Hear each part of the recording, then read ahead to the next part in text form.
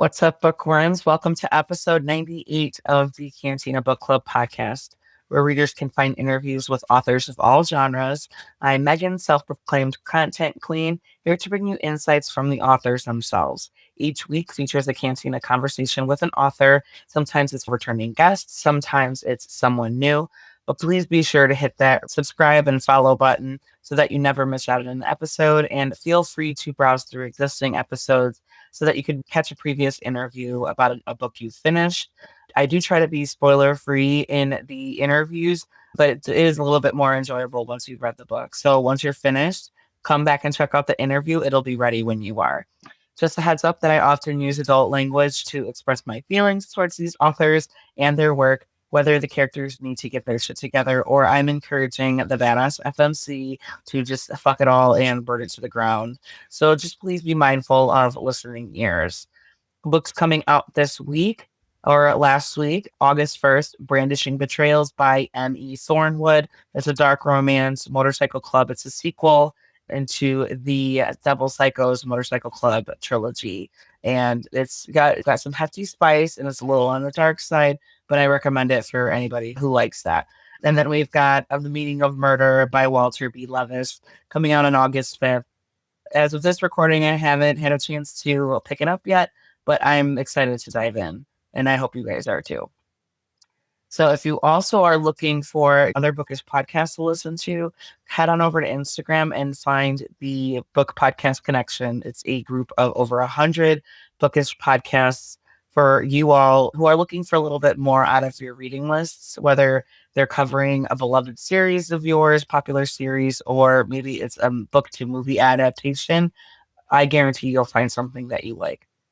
Today's episode features a chat with Erica Wright. We're talking about her book, Hollow Bones. That book is available now. Such a fun conversation with Erica. I loved hearing about her fascinating research into some of the content for her book, which is centered around serpent handling churches. And that is a real thing. It's a real thing. It's a real practice that some congregations take part in as part of their rituals, part of their beliefs. So it was really cool hearing about that and just going off on tangents and some stuff that she learned for her book. But without further ado, here is Erica Wright. Okay, so today we've got Erica Wright. We're talking about her book, Hollow Bones. That book is available now. Erica, thank you for joining me today. This book was like creepy and eerie, and everybody was so suspicious. And you were pulling our strings for a while up until I felt like everybody was sus, but I didn't even know what to expect by the time I got to the end. Bravo. I'm excited to dig a little bit deeper Thank you today. so much, Megan. I'm so happy to be here. Yeah, absolutely.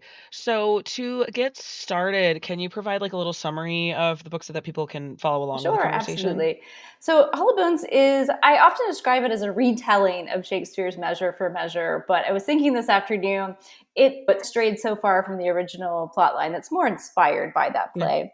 But basically, Essa is a 20-year-old who lost both of her parents to serpent bites, snake bites during signs following services. And she's now been very much on her own, very isolated. And when the church burns down, her brother is the main suspect. So she is drawn into this improbable investigation, trying to prove her brother's innocence, not being entirely convinced of her brother's innocence. And along the way, she gets help from some other people in the town. And I think that for me, that's when the book really starts to get some momentum, is whenever she actually is interacting with more people and coming out of her own isolation. Yeah, because she is understandably just keeping to herself, like almost like all the time, except for when she goes to do her job. And even then, she's like flat, but there's something you could tell there's more to her, even though I'm just gonna keep my head down and not cause trouble. But then unfortunately, the trouble is thrust upon Yes, her. yes, absolutely. So, can I get into your background a little bit? Because you've got a handful of published works, and I noticed there's a theme there. So, I want to talk about your writing experiences, what draws you to the genre, and did you approach this latest book the same way that you approached your other works, stuff like Sure. that? We're laughing because the last few books have featured snakes, and I've promised my agent that the next one will not, and we'll see if I can stick to that promise. It's set in Florida, which has been very difficult because there are a lot of cool snakes. That's hilarious. Not just There's lizards, lizards right? Like and there's other really cool reptiles. snakes, but I'm trying to keep my promise for no snakes in that. But yeah, no, No. the book before this was a nonfiction book about snakes in as a symbol, basically. So snakes in pop culture. You think of Britney Spears dancing with banana, or snakes on a plane. Snakes in pretty much every religion. Snakes are featured in some way or a symbol of typically evil, occasionally not. And one of the things I researched for that book was signs following Pentecostal churches, which are illegal in all states except for West Virginia now. But 50 years ago, were very Mm-mm. popular. There are thousands of them spread across the South, mostly in Appalachia. And I was very fascinated with how genuine the faith seemed. That's what surprised me the most when I was researching it. If you look at kind of contemporary services, first of all, it's difficult to find footage because people know that this is a strange practice and they don't want to be judged for it. So the ones that are open to the public, they have a performative quality. But if you look at something like the documentary Holy Ghost People, which was directed by Peter Adair, in the 1960s, it's lively, and not just the snakes. The people are lively. They're playing bluegrass music. It's a diverse crowd. In that particular documentary, the sermons about, it's like a civil rights sermon in favor of supporting the civil rights movement. And you're thinking, oh, this is a place, I could join this congregation. And then after about an hour, they bring out these burlap sacks. Yeah, you're shaking your head. They bring out these burlap sacks and they bring Yeah. out venomous snakes. And it's all based around this one verse in the book of Mark, which says that he shall drink poison and handle dangerous snakes and shall not be harmed. And that was really fascinating to me. And that kind of just stayed on my mind after I finished this nonfiction book. And I'd had this idea of retelling measure for measure around a serpent handling church years ago, a decade ago, but I didn't really have the knowledge. I didn't really have the sensitivity, honestly, I think, to write this story. And the research gave me that ability, or at least gave me the confidence to think, let's try this, because I think there's an interesting parallel between Shakespeare's play, which is very much about genuine faith, but also abusive faith, sort of abuse of power. And I thought there's really something interesting there in these churches as well, where there's a lot of genuine faith. There's a lot of potential for abuse of power because they are so isolated. Mm. These communities tend to be isolated. That's wild. Yeah, I can imagine. I don't blame you for getting Yeah. sucked down that rabbit hole and just being like, "Wait, what?" Yeah, it took me a minute to like familiarize myself like for your world that you built in this situation in your story or in Essa's story. And I just felt for her because it's like she was the environment and she can't do anything about it. And then she had no control over what had happened. Even though her life was completely turned upside down. And she's still dealing with that, maybe Mhm. PTSD a little bit, but certainly relationships and her life like within the town, and then just trying to maintain relationships like professional and familial relationships, and even that she's finding that really Mhm. challenging. But yeah, it took me a minute to be like, that's wild that this occurs and that people take it so to heart, and they're like, no, this is just part of it, and this is what, like, they're very committed to that. And I'm like, that's because I don't know, I've been to like reptile shows, but I'm like, I feel fine because they're in cages. They're Very different.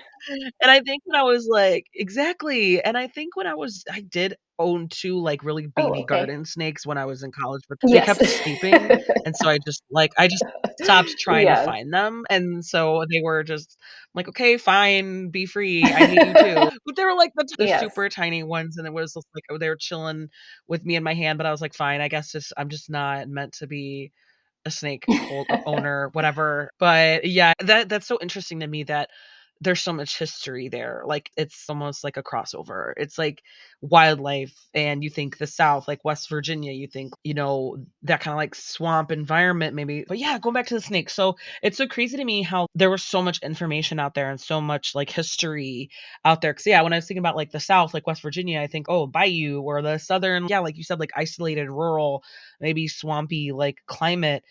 And so that totally fits where like you set the setting and it was like the town was its own character and how everybody like is responding to this new pastor that kind of took over. And that's why I also felt bad for Essa because I could see her like, you could swear, don't mind my swearing, you could swear too, but she's Yeah. like, what the fuck, what, why is this new guy here, why can't we just leave him alone? And she's like avoiding him at all costs. And readers who have read the book, they know that that is futile. But yeah, I just thought it was so fascinating, but also ooh, like that's so crazy. That's so crazy to me that there are people who just are that committed and that reverent, that there was so much of that played a part in that history in that community. Right, yeah, and people died on a fairly regularly, and the congregations would still continue. Really? They did, yeah, and Oh, because what they thought, oh, this is how it's right, supposed to be, or like they didn't exactly, no interfere. interference, yeah, And exactly, Megan. So that was part of it, that if people were bitten, then help was not called. There was no medical intervention. The pastors were the ones who are more likely to get bitten because they're handling the snakes. yeah, And I should say that in the congregations, no one is forced to handle them. So it has to be, you have to be called. You have to feel the spirit and yeah, then go up to do this. So that is, I feel like that's important to know. It's not forced on yeah. any of the members of these congregations. It's Yeah, it's volunteer, you're like it's voluntary. Yeah, consensual. Yeah, because that's wild to me too. Because it's okay, I could see like non-venomous right. Yeah, snakes being used for those type of rituals, but no, they yeah, deadly deadly, snakes. who will yeah, yeah, that's crazy to me. I think that's maybe where I would draw the line at trying to understand. I'm like, "But wait, they're why are you using this particular breed? Why aren't you trying to be Right. safe?" It's yeah, yeah, it's crazy. But like I said earlier, I could see how you were, like, just getting sucked into all your Yeah. research and stuff. Was there anything else that, like, you were fascinated to learn? What did you? Because so this book came out, like, an idea came out of you had doing for Yes. something else. So was there anything new? Did you I wanna explore process as you're Sure. developing the story and there's something else, "Oh, you know, maybe I gotta pull from this, or maybe I wanna look at this to see how that went or how authentic it is," and stuff like Yeah, that. absolutely. One of the characters in the book, Juliet, who is the only character that's named for her character in the Shakespeare play. So I kept that because I thought it's a kind of a fun nod to the history of the book and the play. Yeah, But anyway, she reads tarot as how she makes her living, and that was not something I knew a lot about. So that was really the one of the yeah. main topics I had to research for this book. I took a class with a very patient instructor. I don't think I have the gift. In fact, I was the only student she would correct. So it was in Oh, a no! very supportive and gentle manner. But I'm also a teacher, so I Yes. know I can read the signs and I can tell. Oh, I'm Yeah. completely off. I have really missed this. But yeah, that was fun. But it was This is not for this you, is and you're not like, for "I me. know." I feel like as soon as it was virtual, it was during the pandemic, but as soon as I logged in, I think she Oh, could tell, okay. oh, this one doesn't have the gift. But I still learned so much. And yeah, that was absolutely fascinating to research and to think about people who do, I think, have this kind of extra ability, this intuition, but Yeah, also how oftentimes it's almost a form of therapy for the people who are attending, that there's this almost a dual purpose, this sort of someone, a lot of times people yeah. are seeking out someone who is good at this craft because they need someone to listen to them and to hear them. So that was interesting to me as well, and a space I felt more comfortable writing about because, again, I do not have the gift. I don't have any extrasensory abilities. And then actually the first research I did for this book was about animal forensics because Essa works in a wildlife Yeah. investigation lab. And that's also absolutely fascinating. There aren't a lot. In fact, I think there's only one major lab in the US that handles all kind of animal crime. And yeah, that's a fascinating field as well that I didn't know a lot about before I started this project. That does sound really yeah, that sounds really cool. Another rabbit Absolutely. hole So many. that you just get sucked This into. book took a Yeah, long time, Megan, that's and it so wasn't. I was gonna say, yeah. Yeah. And then say authors about their research where it's like the iceberg, like how much research is Right. involved, but maybe 4 lines in the entire book relate to all the hours that you spent trying to, like, learn Yes. specific Yes. things or, like, how that would play out and how it would fit into the narrative. But it's so funny because 'cause I'm like, you're not alone. Like you guys are all, it's such a common experience among authors who like, cause that's what they say. They're one of their favorite parts about writing a story is the research. Cause Oh, yeah. it's cool. Like you guys are all Yes. nerds about it to an extent, 100%. right? So you love getting into the topic and discovering things that, are just so niche even that it's like, how the heck did I stumble upon this? And then it's 4 hours later and you're like, "Oh shit, like why did I start this again? Like Right. why did I start this Google search?" Oh, Like yeah, absolutely. it's so common, yeah. Something that you said you are a teacher like for your like I what do you teach teach? college composition courses. Yeah, English. Okay. So how did like some of those skills or experiences like transfer into your writing career? I feel like once I started, I've been teaching for 20 years now, but I feel like it's a way before I was publishing, I should say. But I did realize pretty quickly that the kind of fundamental skills of writing that you want to convey to new students, new writers, are the same for, where you are in your career, that you have to think about, who your audience is, what is your purpose. Those sort of fundamentals really transfer whether you're working on a mystery novel or you're writing a legal brief or an email or you're applying for a job, that you can come back to these fundamentals. And sometimes when I am stuck, I'll think, what am I trying to accomplish? That maybe I've lost sight of my kind of goals for the book.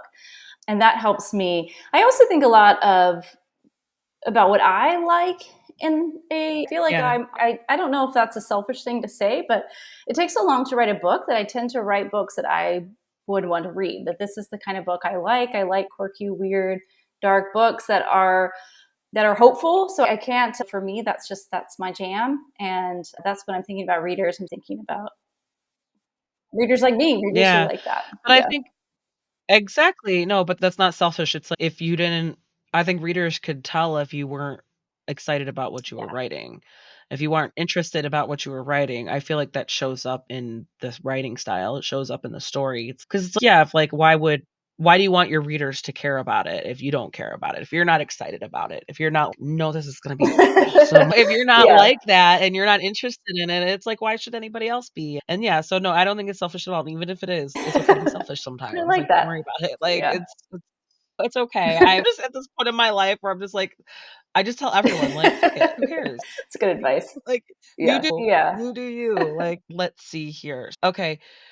So there were some like dark, sensitive topics and themes throughout, potentially triggering Right. content, religious abuse of power, and that kind of like cult adjacent vibe. That's very common. I wouldn't say very common, but that could be considered triggering to some readers. And then just familial loss and estrangement members and and then also the violent things and Right. endangerment, stuff like that. There's overall, there's like a lot there's like sensitive themes. So I kinda wanna explore how you Sure. navigated through that, just how you approached some of those things, get Mhm. in the zone, get yourself out of the zone, taking care of yourself as you're writing, all that good Sure. stuff. I did find there's a most of all of the animal abuse takes place off the page, but you see some of the snakes who have been abused. I found that incredibly difficult to write. Again, particularly after my last book, which was a nonfiction book, as I said, about snakes, and the what that book turned into was not necessarily where it started, was this idea of why are we afraid of anything, and what does that fear do to us? How does that fear make us act in ways that are violent or are illogical, right? So people screaming and running from a gray rat snake, for example, that it's not going to hurt you. And no judgment there. I'm someone who is naturally afraid of snakes as well. And there's even some pretty convincing theories that there might be an innate fear of snakes, that it's something that we're born with. So no judgment with the fear of snakes, but it is irrational. Approximately 7 people die of snake bites in the US per year, and almost all of those are from Yeah. people trying to kill or handle the snake. If you leave them alone, basically they leave you alone. Yeah. Yeah, in other parts of the Yeah. world, it's a different story. But here in the US, there's not really a reason to fear snakes. So that's what that nonfiction book came to be about. And it really changed me in fundamental ways. So then to move from that project to a book that has this animal abuse was maybe not the most sensible step on my part, because I did find it very difficult because I developed so much sympathy for this animal. So Sure. that was definitely the hardest part for the book in terms of writing. I will say that I was working on what I thought of as the final draft and turned out to be certainly not. But it was 2020, so height of the pandemic. I was pregnant. I had HG, so I was very sick. And Oh, that draft was very dark. So that draft, it wasn't intentional, just the way that it was manifesting on the page. Yeah. I something was you were going going through it, through so I it. was You were putting them all on the page. And then I was revising substantially after I had my little one. I was thankfully feeling better. And I went back to this idea that I don't like to read books that are this hopeless. I didn't want Essa to be in this dark of a place. I didn't want to leave her in that dark of a place. So I Sure. revised with this eye towards lightening the content. And that turned out that was a fun revision. Usually revisions are not necessarily fun, but to think about, okay, I want to make this fit the mold of books that I like to read. I'm going to lighten it up. I'm going to give Essa more agency. I'm going to give her more power, which was fun. I introduced a ghost, very fun, flamboyant ghost. Yeah, And yeah. that's how I managed the dark material in the book. Yeah, that's cool because that could be like a little bit, maybe a little therapeutic because it's obviously something's there and maybe there's like a story to be played with. But ultimately, I tell authors that like I've heard, okay, the first draft, it's the perfect first draft. So just get it out. It doesn't care if it sucks. Don't get yourself stuck on finishing a project that you know you're gonna go back and Right. look through again and or have other people look at again. And but it's so true because that's so common. And I love that you found the silver lining in okay, like you desensitized, but Yes. almost you just pushed through it and you were able to just keep reading and like you went there and then you went back and you're like, okay, this is how I'm going to handle this. And yeah, I like, no, that's good. Whatever you have to do. I ask authors that too, when it's, potentially triggering content. It's like you have to get in the zone and you have to cut in that story, in that world, in the moment. And it can get heavy. Like some of these themes that are just that resonate with humans, with the human experience, as dark, or even if I can't relate to these characters per se, but it's something to be said about them going through that and like feeling that empathy and exploring that Mm-hmm. situation and that environment, and kind of makes you think, oh yeah, I don't know what I would do in that situation. And yeah, that sucks. That's a horrible thing to happen to Mm-hmm. these people. And um yeah, it was just like I that's really cool that you found a way to let's just okay, I'm just gonna do it. You're like just gonna do it. It is what it is. Because sometimes sometimes it's just all you can do. I love that word desensitized. I've never thought about it before, but you're exactly right. Yeah, that sort of dark draft made it easier to revise because I knew it was going to get darker than that because I was intentional. I was intentionally Yeah. making it lighter. So I'd already whatever I had written that was going to be as dark as it was. I was willing to go. Yeah. Yeah. Yeah, yeah, it's a word that some people I think it Hmm. more exposure, and I think they don't really realize that it's happening to them, even though it's like they know that they're exposed to these certain situations that could be potentially triggering, but it's yeah, like the more exposure, the less sensitive they are to it, the more Hmm. they can handle it. And or just not necessarily it gets easier, but you get better at it. If that Yes. makes sense. It's no, this still is hard, but you have on it now, and you know what to expect, exactly how you were saying. Okay, you touched on this actually. Anything stand out to you as the most challenging and most enjoyable parts to write besides what you just shared about kind of like your process? Most enjoyable was when I introduced the character of Merit. So this book's called Mm, in more or less three point of views. There's a bit from the villain, let's call him. I think it's pretty obvious from the opening, but more or less it's from the three point of views, three women. But at one point, I think I had six. I just kept putting these point of views in. I had a lot of characters to draw from the original Shakespeare play, which is one of my favorites, and I just kept writing, and it wasn't clicking together. I couldn't get it to click. And then finally, I realized I had this character in the opening scene. I had this reporter character that we never hear from again, Merritt Callahan. And I thought, what would happen if you had someone who is not from this town? So this idea yeah. of it's such an Yeah. isolated town. Everyone knows everyone. Everybody knows everyone's business, like where I grew up. Yep. And thought, Yep. I think that's what this needs. It needs a character who doesn't care as much. It needs a character who doesn't really care about these people. For her, they're a story, at least at first. And when I started writing her point of view, It was so fun to write this character who did not have as much invested in the town, but was instead acting for her own ambitions, and she had her own goals. And that was it. The three characters finally clicked together. And for me, when they finally start working together, it felt a little like a kind of a superhero tale. So this is not a superhero book, but it felt like the end of Buffy or something when the characters start working together. And I was like, oh, this is fun. Yeah. No wonder people like to Yeah, write these superhero characters, that's because they are awesome. really, they're fun to write when it starts working. Yeah. Yeah, especially it's like a little pleasant surprise. You're Yeah. like it clicks. You're like, Yeah. "Oh, wait." Yeah, that's awesome. That's hilarious. I did like Merritt because yeah, it was like she was yeah, she was ambitious and she was outside Yes. and exactly, she had no investment into these people's lives. It almost like to the point of maybe being a Yeah. little Yeah. minute and just straight up shifting the pieces to however she wants to play them. And yeah, it was just I just liked her character, even though it was something to be said about those nefarious like intentions, but I just still liked her. I was like, Yeah. go get it. Go Yeah. figure it out. Go catch him. Like go like Yeah. it was like you're like what a because she it was almost like for the reader, at least from my point of view, it was like she was almost like the voice of Yes. reason and kind of the voice of Yes. confidence and the voice of ambition of hold on a second. Because otherwise it's I like Juliet, but she's also like dealing with her own. She's a little kooky, but she's unapologetic about it. And she's I'm have my own money and because she did some questionable things Sure. too to get where she is.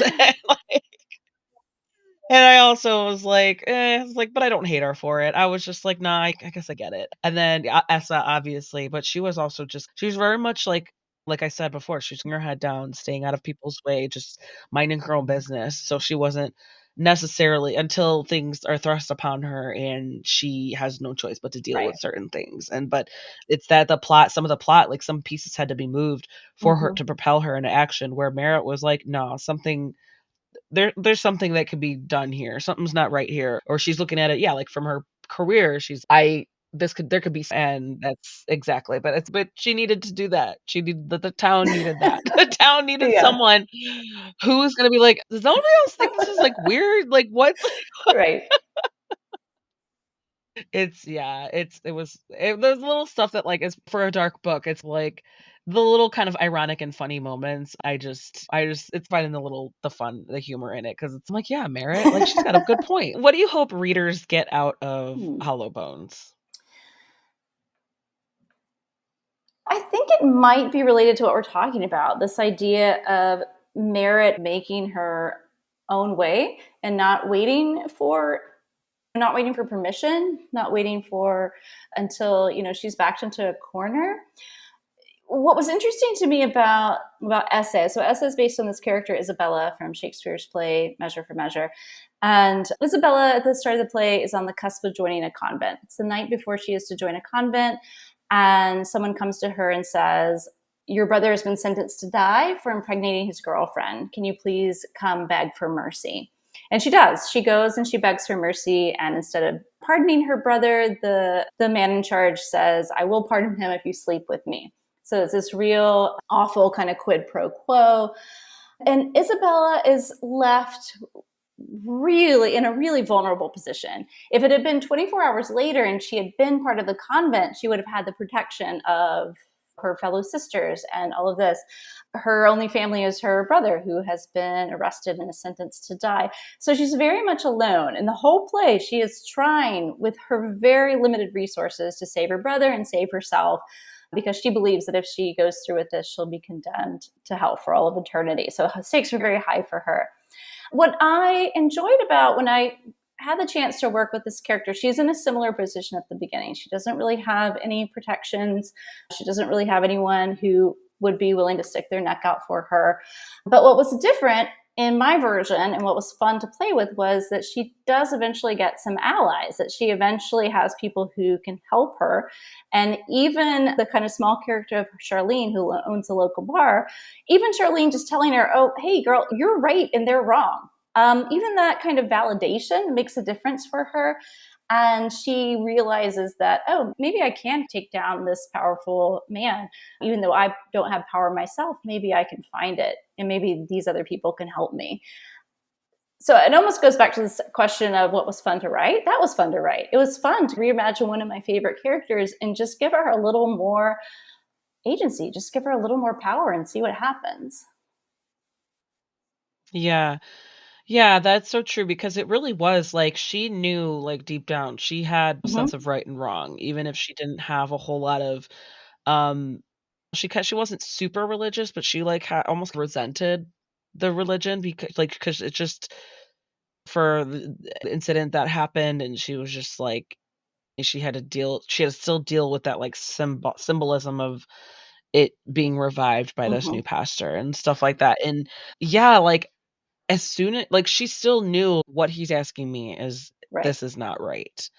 And but she was like so conflicted because of the Mm-hmm. stipulation. And even then, like her brother, I don't think this is too spoilery, but her brother was like, "You got right? Like you're gonna, Yeah. and she's just what? And it was just like, oh man, like, because but that's when she really steps Mm-hmm. up for herself. Like she sticks a like she's in this situation that she's not 'cause she's out of her element and she's following everybody else's lead on it until the power is in her hands and she can Right. make a choice. And that's when um she steps out and almost like a leap Mm-hmm. of growth where she's like, wait a second, no, I don't owe anything to anybody. This Yeah. dude's what is and yeah, absolutely. It was a turning point where she was like, and I love Yeah. Charlene. I loved Charlene, even though she's like such a small minor character. It was like, yeah, I would want her in Yeah, my corner absolutely. for sure. Because it's just she was just like unapologetic. She's no, what do you like? Okay, she's something's wrong with that man. Don't even do that to you. Which and she, it was perfect. It was just like at the voice of reason. And even though she was like part of the town, she's a local. She's these people are messed up. Don't. She knows these people are messed up, and she's just no, like put your foot down. Don't let anybody do that to you. And I was like, yes. I was like, Yes. yes, Charlene, thank you. Like, 'cause yeah, because Essa, she was slowly growing as a character and slowly getting that confidence and that reassurance and like you said, the validation where it's just, no, like your intuition is right and this is yeah, that was that I love that. I was like parts where she started getting it was getting exciting, but it was all, like, in the last act, right? Where it was just like, "Ok they're getting closer, they're closing in, and, okay, never mind, I don't know shit about what's going on 'cause I thought I knew, and then I was like, "No, just kidding. Okay, I'm just gonna go along for the ride. I'm not gonna guess or have anything because it's never mind." I was like, "Okay, okay, never mind. Let's see. Okay, I'm gonna throw this at you. What advice do you have for Essa, what advice do you have for Juliet? What advice do you have for Oh, Merritt? that's fun. That's a really fun. Those are fun questions. Intentionally left Essa in a positive place. I knew at the beginning, even in my darkest draft, even when I was not feeling well myself, I knew I was going to leave Essa in a place where she was stronger and had connections, had some sort. And so I think for Essa, I think what my advice would be that to believe in herself because I think she has so much more potential than what other people have seen in her. I know actually when I had beta Mm, readers on some early drafts, they were asking about, I feel like there was a stray comment about her not being very bright. And I thought, oh no, S is bright. S mm, is bright. So this was not the beta reader's fault. That was my fault. So I went back and revised towards it because S is very smart and has not been given a chance because people don't see her. They would see her as the serpent orphan, which is her nickname in the town. So I think she's only 20 at the end of this book. She's got so much potential. So that would be my advice to Essa is that you can do anything from here. You can do whatever you want to, whatever your biggest dreams are that you can do. yeah. Merritt doesn't need help with that. Merritt has extremely big dreams. So my advice to her would just be maybe to make sure she's not burning every bridge she comes across. They don't all have to be burned. You can probably leave some. Yeah. Juliet's just had a baby, so I think that she probably doesn't want any advice. She Yeah. doesn't want to hear it. She doesn't want to hear it for anybody. She's no, I have the The gift. The cards are cards are telling me what I telling me need what to I hear. need. It's No, yeah. okay. And also I'm tired of advice. Oh, Oh my gosh, that's so funny. It's true. That's hilarious. I like asking authors that because then it's if they took my advice, there'd be no book. So I'm gonna just like yes, where you leave them off at, what's propelling them going forward? What do you hope if but yeah, that's so true. Juliet, new mom, she's I don't have I don't time have for time for this. Don't this. It's yeah, or it's just yeah, like, or she's got maybe some supernatural things going on. To that, I don't know. She was such a Yeah. kooky person, and like all of them were though. Even like when it's so, what I liked was that you find out more about characters' personalities through how others perceive them, and that was like people saying Essa, she's a little kooky, but she's all right. She's got a good head on her shoulders, and then like other people saying she makes Essa makes her own about Juliet. She's I don't think she should be charging for some of that stuff, blah, blah, blah. Or she seems like she's exploiting people, but they're still coming to her. They're still paying. So it's so stuff like that where it was cool. And then just Merritt just has an opinion about everybody. But so I just thought it was fun how, yeah, I like to see through other characters' POVs, you get that. It's like a little gift to the reader. It's like you get, okay, now we get to really think what people think of Mhm. this person or what people think of this person. And that's where, like, towards the end, when you get more of Juliet's kind of more, we learn the truth about what she's thinking Mhm. of people. And it was a little surprising. So it was like, yeah, like she's a little kooky, and I don't know if I would ever be her friend, but I was like, she doesn't seem to really be bothering anybody until then you get to a part where like the reader starts to understand the chain of Mhm. events and what everybody's involvement is, like the truth of it and like their motives and all that stuff. So, yeah, there was like a point where I was like, I wasn't sure. I flip flopped a little bit because I was like, no, this character's easy and okay and quirky. But then I was like, oh, I was like, oh, learning more about them. Maybe not so much, but that's you try to add more dimensions to like your characters and stuff like that, where you got to lead the reader in so that you keep us on our toes. Because like I said, I was like, once I got to a certain point, I was like, okay, I'm just like along for the ride because I don't know. Anything I thought I was onto, I'm not. I think that's Um, why I find, so sorry, I yeah. didn't mean to interrupt, but I think that's why I find the No, question go for it. about Yeah. unlikable characters to be such an odd one, because there's a huge difference between people that you would be friends with in real life versus liking them on the page. I feel like most of my Yeah. favorite characters are in real life would be awful. I would, if I saw them on the subway or I Yes. saw them at the grocery store, I would bury my head in a book and turn the other way. But in the books, I want to read more. I want more and more of them. So that's why I always find that question odd, because I don't know who's reading books because they want to, They make yeah, it. they want that Yeah, cozy exactly. feeling. It's like that's why you get to interact with them at a Yes, safe exactly. There's distance. always that Like you distance. Even a really good villain is fun, right? If somebody really pulls off a great villain, you're like, oh, I wish I had thought of that. yeah. Yeah.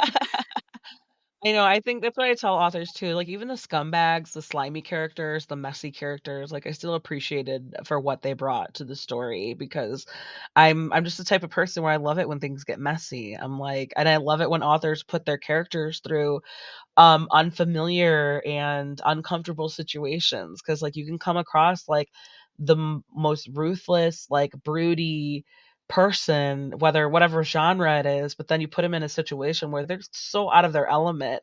I love Yeah, it. I love watching it. I love seeing like them being thrown for a loop, their feathers. Like I that's it's hilarious to me and it adds to the entertainment value for sure. I love it. It's so fun. absolutely. It's like almost like More chaos. The more chaos, the chaos, the better. better. The more messiness, the better. Yeah. Okay, what was I gonna ask?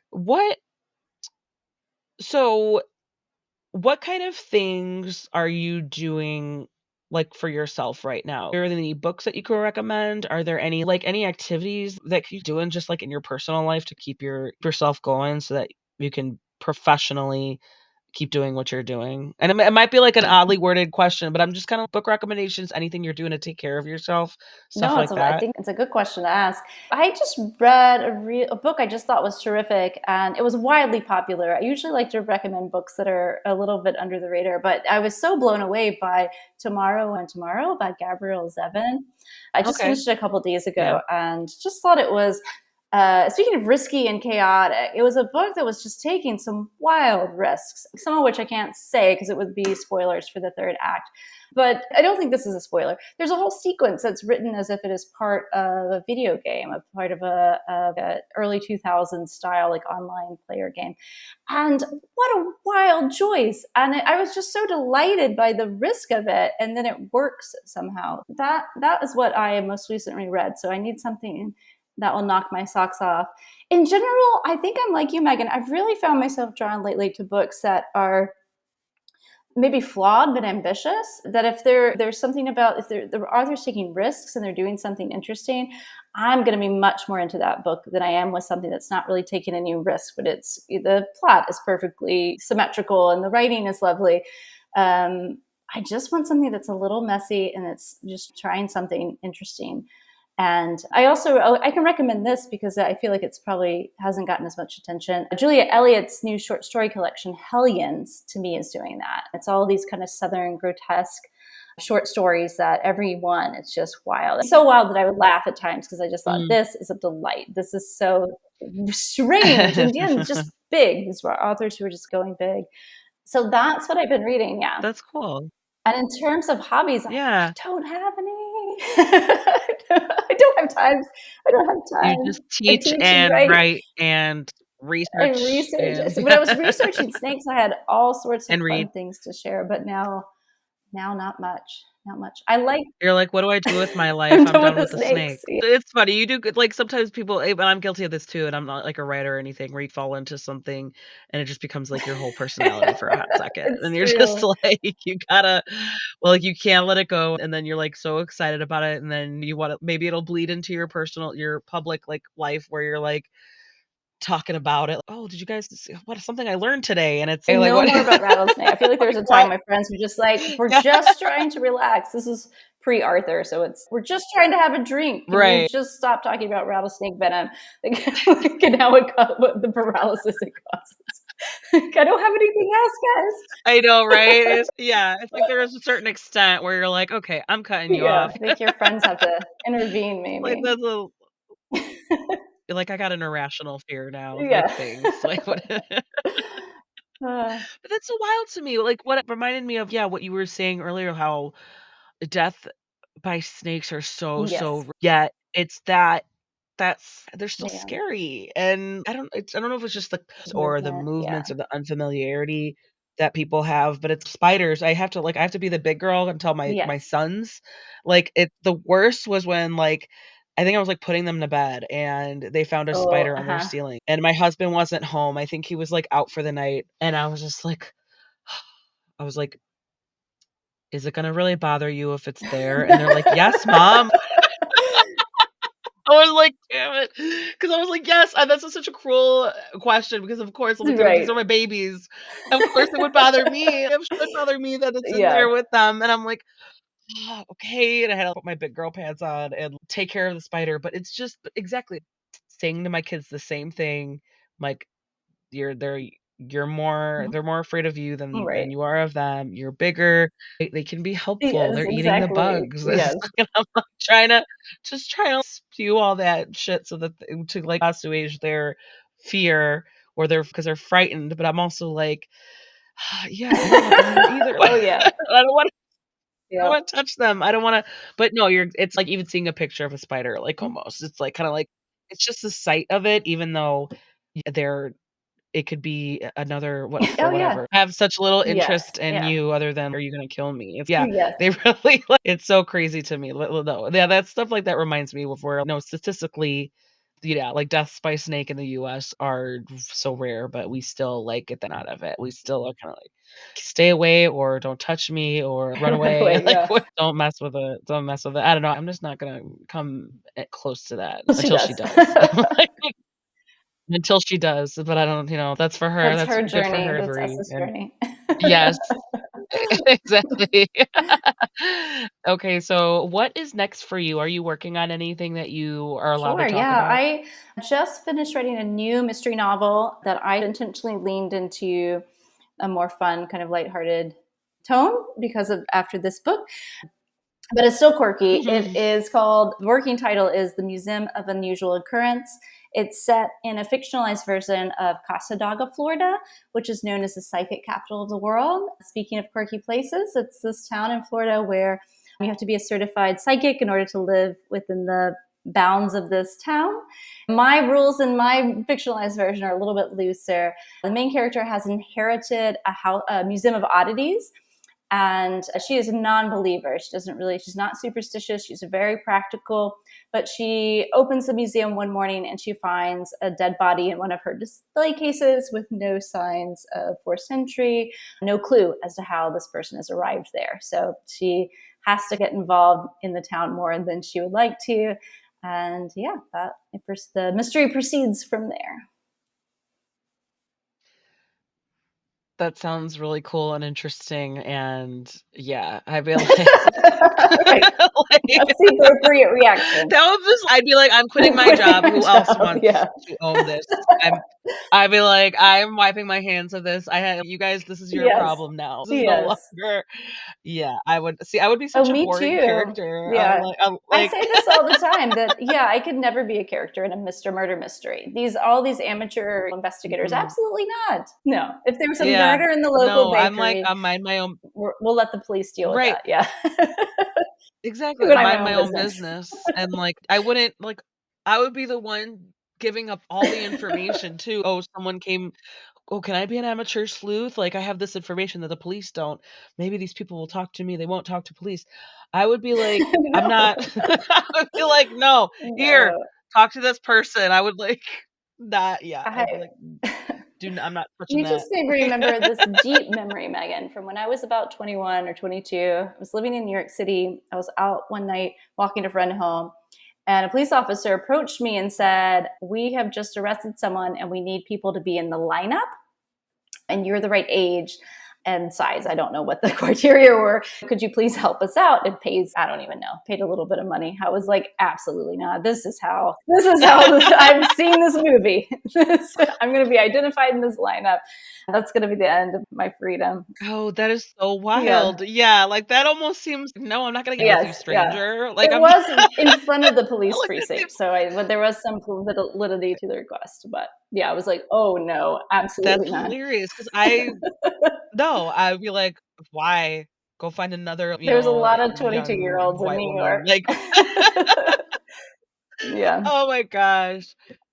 Oh my goodness. That I had no idea that stuff like I guess it makes sense because maybe if you're a victim and you're looking at a lineup, you could see definitely not them, definitely not them. Like Hopefully that's versus what they say. seeing the person. Yeah, who knows? Yeah, that's why you're like, I'm not No. touching that. That's why Like, I'm no, not a character. I I am feel like not if it were a involved. book, that person would have been like, "Yes, I could use the money. I'll go do that." I was like, Yeah, "Oh no." yeah.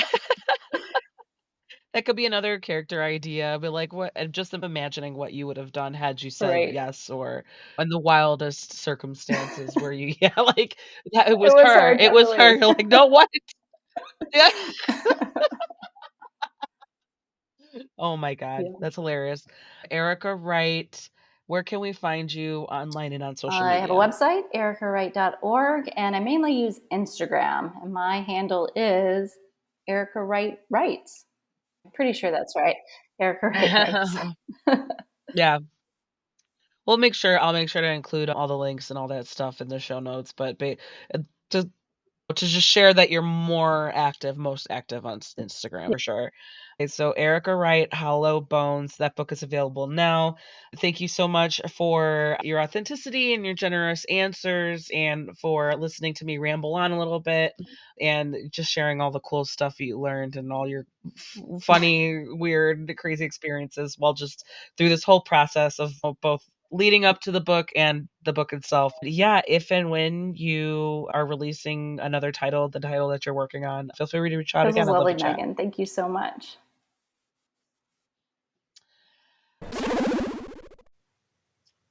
And there you go. That was Erica Wright talking about her book, Hello Bones. That book is available now.